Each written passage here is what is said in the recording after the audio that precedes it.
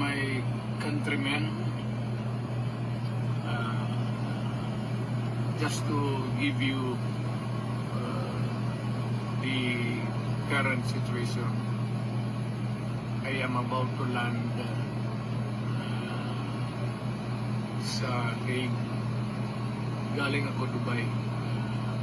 Stopover for it's a long haul, it's a long flight. Okay ako. Doon ang touring. And I think this is something to do with the law and order noon. At sinasabi ko naman sa mga polis, military na trabaho kayo at ako ang managot. So ito na nga. For all of the whatever happened in the past, ako na yung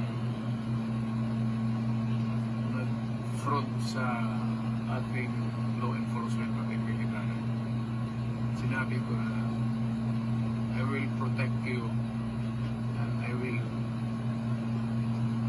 ako ang managot sa lahat.